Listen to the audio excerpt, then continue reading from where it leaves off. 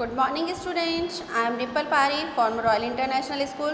बेटा आज हम थर्ड क्लास की हिंदी पढ़ने वाले हैं, हिंदी ग्रामर।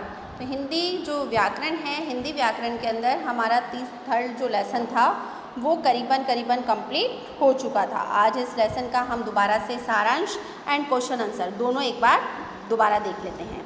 ओके बेटा, तो स्टार्ट करते हैं हम।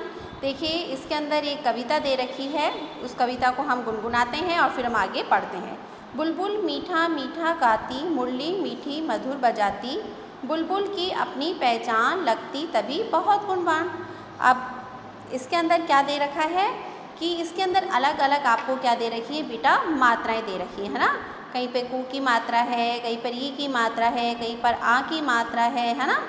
तो अब नीचे दिए गए शब्दों को देखिए और उनकी नीचे दिखे शब्दों के स्वरों के चिन्ह अलग करके आपको इसमें लिखने हैं। अब इसमें कौन कौन से दे रखे हैं चिन्ह, इसमें कौन किसका चिन्ह आएगा, तरबूज, काय का चिन्ह आएगा, इसमें टोपी है, ई का चिन्ह है और मीनार ई का है। इस तरह से इसमें चित्र आपको दे रखे हैं।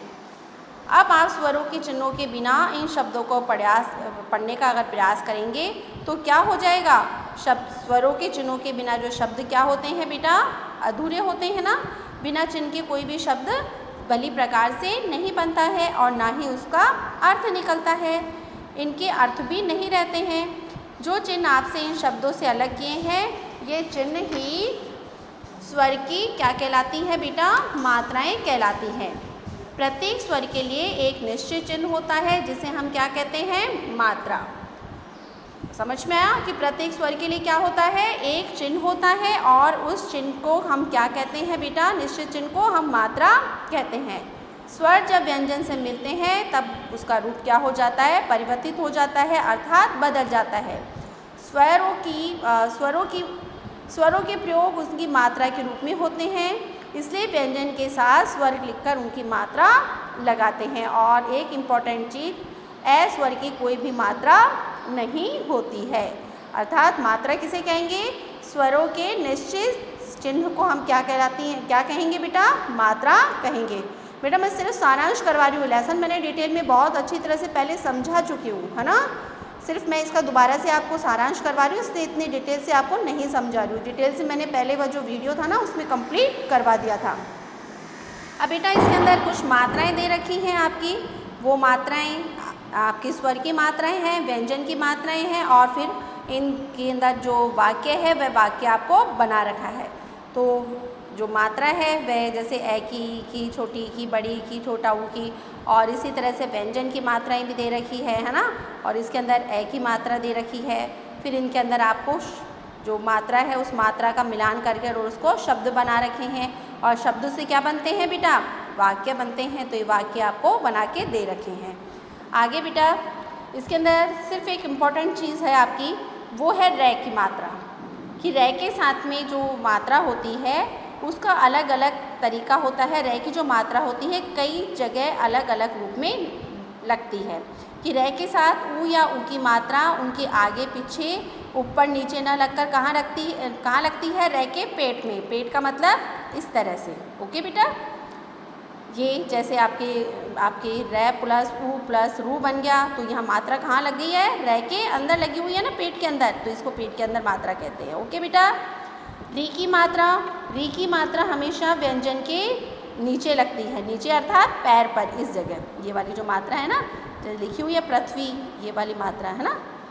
अब बस इतना सही लेसन था, आपके रिवीजन के अंदर मैंने कंप्लीट करवा दिया है। अब इसके से थोड़े से बेटा इसके क्वेश्चन आंसर है, क्वेश्चन आंसर हम कंप्लीट कर लेते हैं। ओके, तो देखिए क्वेश्चन आंसर में देखिए क्या दे रखा है। पहला क्वेश्चन है, मुझे क्या कहते हैं, स्वर या मात्रा, मात्रा कहते हैं ना, ये मात्रा है ना, एक ही मात्रा, तो आप इसको क्या लिखेंगे, मुझे मात्रा कहते हैं, स्वर या मात्रा, मात्रा लिख देंगे। मेरी कोई मात्रा नहीं होती, कौन हूँ मैं, ए स्वर, ए की कोई भी मात्रा नहीं होती है। लास्ट आपके रे वर्ण के साथ ऊ और ऊ की मात्रा कहाँ लगती है, रे के पेट में। नेक्स्ट है आपके, आइए अब लिखिए, यहाँ व्यंजनों के साथ स्वर लिखे दिए गए हैं, आ स्वर की जगह उनकी मात्रा लगाकर आपको क्या बनाना है बेटा, व्यंजन बनाना है। तो वह प्लस री, ये मात्रा आपके ये व्यंजन बनाना है, व्र के री की मात्रा लग जाएगी, र प्लस रे बन जाएगा, ख प्लस ई खी बन जाएगा, है ना। इस तरह से ये खी इसमें मिलान करना है आपको, ऐसे, है ना। ओके बेटा, आगे है क प्लस ओ को, ध प्लस ऊ की मात्रा धू बन जाएगा, स प्लस आ की मात्रा क्या बन जाएगा, सा। ओके, अब आगे क्वेश्चंस है आपके, क्वेश्चन नंबर थर्ड में दे रखा है राहुल नीचे दिए गए शब्दों में मात्रा लगाना भूल गया है। अब आपको चित्र देखकर उसमें क्या लगानी है, मात्रा लगानी है। तो इसमें क्या बन जाएगा, लोमड़ी, क्या बन गया, काई का चित्र है, लोमड़ी का चित्र है ना, तो आप लिख देंगे लोमड़ी। दूसरा जो चित्र है काई का है, आलू, तो आप क्या लिख देंगे, आलू। तीसरा है आपकी चाबी का चित्र बना हुआ है, तो आप क्या लिखेंगे इसमें, चाबी। क्लियर। उसके बाद में कृष्ण का चित्र बना हुआ ना, भगवान श्री कृष्ण का, तो उसमें कौन सी मात्रा लगेगी, री की मात्रा लगेगी ना, तो यहाँ पे री की मात्रा लगा देंगे। Clear, complete. ओके, आप देखिए लास्ट क्वेश्चन है आपके, निम्नलिखित शब्दों में से मात्रा हटाकर दी गई पत्र पेटी में लिखिए। अब आपको मैंने दो चीज़ इसमें आपको लिख दी है सहूलियत के लिए। क्या लिख दिया है मैंने इधर, तो क्या लिख दिया, मात्रा लिख दिया कि ये कौन सी मात्राएं हैं, और ऊपर क्या लिख दिया है मैंने, शब्द लिख दिए हैं। क्लियर। यहाँ पर की मात्रा ई की मात्रा है, मैं की री की मात्रा है, कूद ऊ की मात्रा है, जाल में आ की मात्रा है, काम में आ की मात्रा है, और मीना में ई की मात्रा है। अब इसमें क्या दिखाना है आपको, मात्रा हटा के शब्द बनाने हैं। तो कील, ये मात्रा हट जाएगी तो क्या बन जाएगा, कल। मृग के अंदर मात्रा बन जाएगी तो शब्द क्या बन जाएगा, मग। कूद के अंदर मात्रा हट गई, क्या बन जाएगा, कद। उसी प्रकार से जाल की मात्रा हट गई, क्या बन गया, जल। काम के अंदर मात्रा हट गई, क्या बन गया, कम। मीना के अंदर मात्रा हट गई, क्या बन गया, मन। तो ये शब्द सारे आपके कंप्लीट हो गए। तो इससे मात्रा हटाते हुए सार्थक शब्द ही बन गए ना, सबका अर्थ निकल रहा है ना बेटा।